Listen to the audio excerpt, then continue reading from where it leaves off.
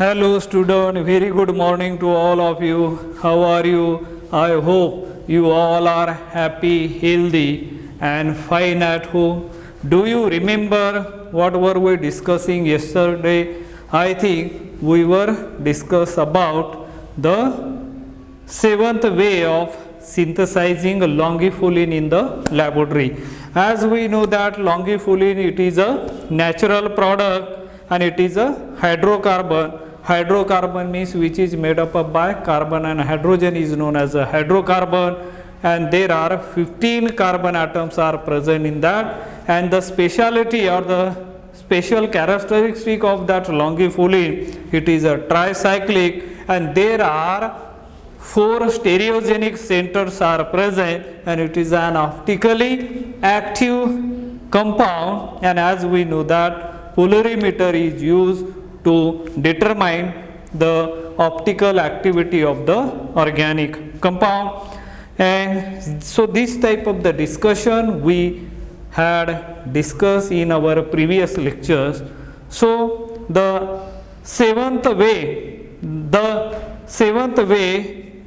of our scheme number 13.30 longifulin synthesis, which is described by A.G. Schultz and S. Hugh. How they have described what are the starting material, what are the suitable reagent and the condition they have used, that we have described, we have discussed in detail in our previous lectures. So some explanation regarding that we are here discussing, and mainly the Ullmann reaction which is applied in this synthesis, and as we know that this is one of the main reaction which is used for making as a carbon-carbon bond formation. So Ullmann reaction, what is that? Ullmann reaction. So this we will talk little bit about that Ullmann reaction. Homocoupling of aryl halides in the presence of copper or nickel or palladium to afford biaryls. For example 2 moles of or 2 molecules of that iodobenzene, when it is treated with copper CO, it gives the product is like this. This is a product which we are getting. This is a biaryl. This is a biaryl compound the form, and there will be CuI2, that is a side product is formed over there, and this is known as a Ullmann reaction. If you talk about the mechanism of this reaction, how mechanism takes place over here. So let's see the mechanism over here. First of all, we have taken the starting material is this one, iodobenzene, and that iodobenzene further treated with copper. There is a single electron transfer, single electron transfer, which is known as the SET, single electron transfer. After transferring as a single electron, we will be getting copper first iodine, cuprous iodide, and then cuprous iodide, and plus we are going to get free radical generated, that is phenyl radical is generated over there, free radical, and this further treated with Cu second iodine, again single electron transfer. What do you get? You are going to get over here this one, Cu second first, Cu second iodide, and this further treated with another molecule of iodobenzene. The resulting compound formed will be this one. This is a biaryl compound is formed, and CuI2, that is a cuprous iodide, copper iodide, that is a side product form, that is a biaryls. This is nothing but as a biaryls. Biaryls we got over here. This is a mechanism is shown over there. Now is a Mukiyama reaction. What do you mean by the Mukiyama reaction? Also, we heard many times that Mukiyama reaction, or how Mukiyama reaction is there, how it is used in this Mukiyama reaction also useful, because it is also one of the method for the making of carbon-carbon bond, and therefore there is a Mukiyama reaction. Mukiyama reaction, and what do you mean by that Mukiyama reaction? Intramolecular, generally the intramolecular reaction. Intramolecular reaction. Mukiyama reaction is an intramolecular reaction. Mukiyama aldol condensation, or sometimes it is known as Mukiyama aldol condensation reaction. Condensation reaction. Mukiyama aldol condensation reaction. And Lewis acid catalyzed aldol condensation of aldehyde and silyl enol ether. Aldehyde generally as a aldehyde and silyl enol ether. Silyl enol ether. Silyl enol ether can be used in this reaction. For example, aldehyde, as we know that the general formula of aldehyde is RCHO, and it will be treated with here is a just R2, R1, R2, and silyl OSI-Me3. That is a silyl enol ether. This is a aldehyde, as we know that. It is a aldehyde, and this is a silyl enol ether. Silyl enol ether, this one. Silyl. This is silyl enol. Enol means carbon-carbon double bond oxygen is over there, and silyl enol ether, it gives the product is like this, ROH. Then further we will get here is R1 C double bond O, and then R2. That is a product formed. How this product formed? Let's see the mechanism over here. Mechanism I am going to show here, how this alpha beta hydroxy ketone are obtained. The mechanism we are going to see over here. Aldehyde, let's see the structure of aldehyde R C double bond OH. Then this one, the structure which we are going to represent here, R1 double bond, here is a R2, then O, Si-Me3, Si-Me3, and there is a Lewis acid. This one is a Lewis acid X. This X is going to attack on that silyl, to attack over there, and this double bond is going to attach over there, and finally, and you will get this type of the product. So this is the so simple mechanism. So Mukiyama Michael addition also there. Mukiyama Michael addition. Mukiyama Michael addition reaction. Mukiyama Michael addition reaction. Mukiyama Michael addition also there. Mukiyama Michael addition. Mukiyama Michael addition reaction. Lewis acid catalyzed Michael addition of silylenol ether to alpha beta unsaturated system under the Lewis acid. What do you get? Suppose as a R double bond, C double bond O, R,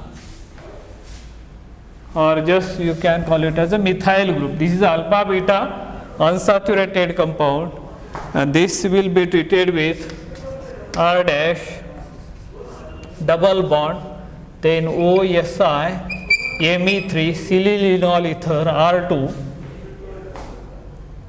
then in presence of Lewis acid, again it gives Michael addition, that is a 1,4 addition. So here this compound is going to attack, so you are going to get R2 double bond O, then this R1, then here maybe this R, then there will be a C double bond O. This is a group which we got over here. So this type of the 1, 2, 3, 4, 5, 1, 5 diketone can be obtained by using, and that is a versatile synthon variety of the compound we can prepare from this. The dimethyl substituent, again we will come back to our original discussion. We are continuing the seventh way of synthesizing longiflolin in the laboratory that we were discussing. The dimethyl substituent were formed in step E1 by hydrogenolysis of the cyclopropane ring. The final step of the synthesis involved a rearrangement of the tricyclic ring that was induced by solulysis of the mesylate intermediate, and that mesylate intermediate we are going to show over here. Let's see that intermediate, the compound which I am going to represent over here is this one. Here the methyl group, one methyl group is below the plane and one methyl group which is above the plane. After that there will be a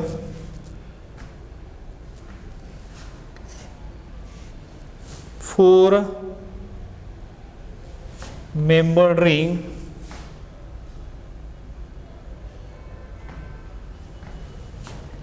then it will be shown here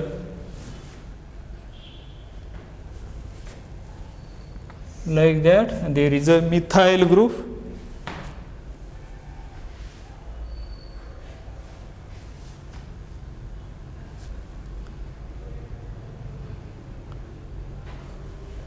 Methyl, this is a arrow which is shown over here directly, and there will be a rearrangement occur over there. This bond shifted from here to here, and there will be a O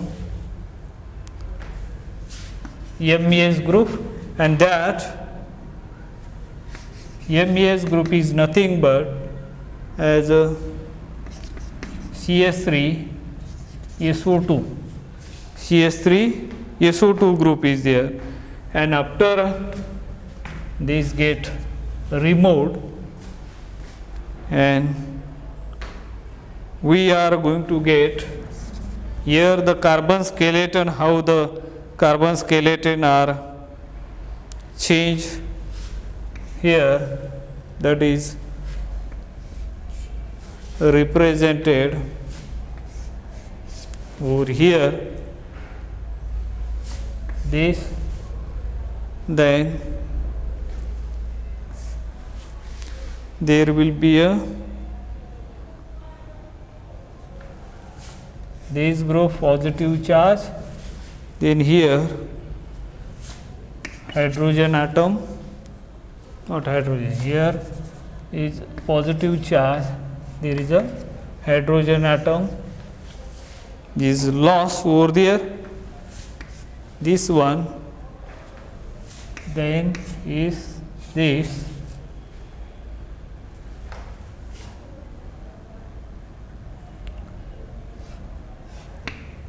here is a two methyl groups are 1, 2, 3, 1, 2, 3, and there is a methyl group is joined over there. So this is a structure. After that losing, we are going to get this type of the compound. This compound as it is, then here double bond, this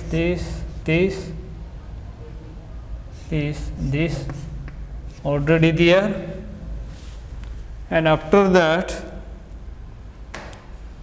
and this is nothing but as a compound which we are looking for. This is a structure of longifilin. This is a structure of this is a nothing but as a structure of longifilin, which we have seen right now. Now another enantiospecific synthesis of longifilin shown in scheme 13.32 used an intramolecular Diels-Alder reaction as a key step.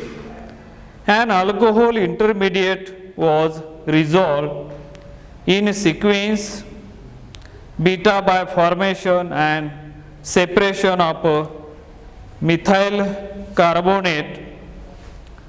After oxidation, the dihydropyron ring was introduced by gamma addition of the ester enolate of methyl 3-methyl butanoate followed by cyclization, and that is represented here. We are representing that reaction over here. Let's see.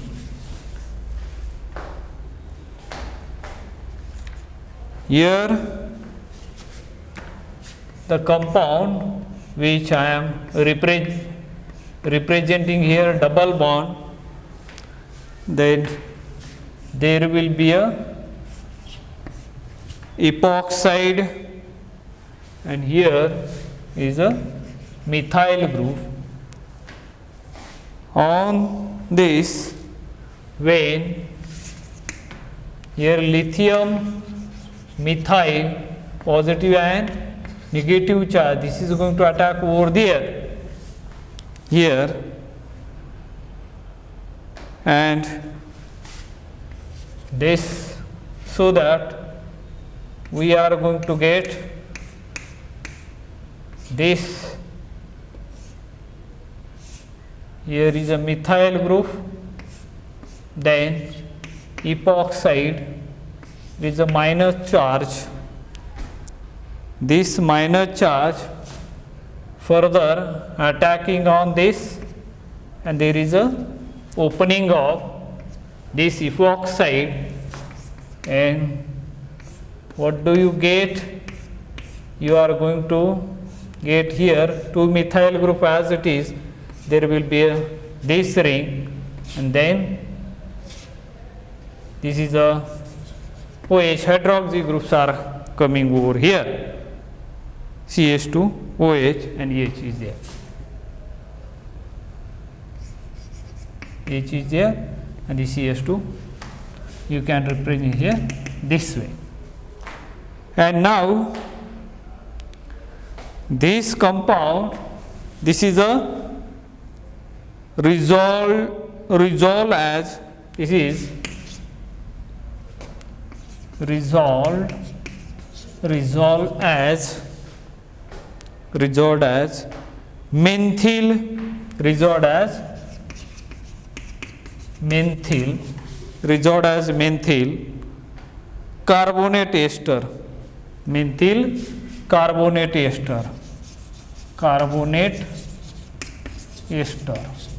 methyl carbonate ester, and when this is further treated with the reagent like first one MnO2 in presence of charcoal, that is manganese dioxide or manganese oxide, and second reagent LDA, that is a lithium diisopropylamide, and the third reagent which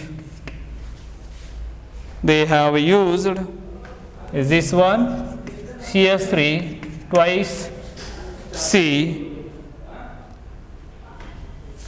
double bond CH CO CO2 CH3. This is the third reagent. After adding all these reagents, the product obtained will be this one. As we know that this is the product which we are going to get over here. Sorry, there is a hydrogen atom, and after that we are going to get O, then is a normal line, then C double bond O, this is a double bond which we got over here,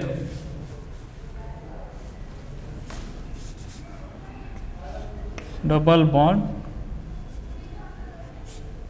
this is a compound which we got in this case, and there will be a methyl group, this one CS3. After adding these 3 reagents one by one, we are getting this type of the lactone, lactam in this case.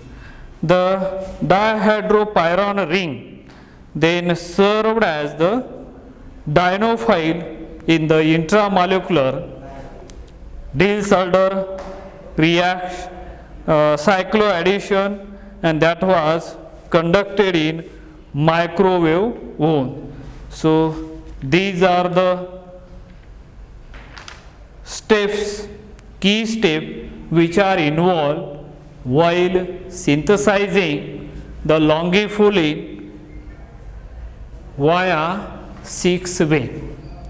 So far, 7th way. So far we have discussed how to synthesize longifulin by different ways or by different method, by using different starting material or the different precursor and the different reagent, and under the different reaction condition by maintaining the stereochemistry, and finally we are getting the longifulin, which is exactly whatever extracted from the plant. So all the properties and everything is matched perfectly with those things. I think with this, let us stop today here. Remaining we will see in the 7th way of synthesizing the longifulin in the laboratory, that we will see in the next lecture. Till then, have a nice day. Thank you.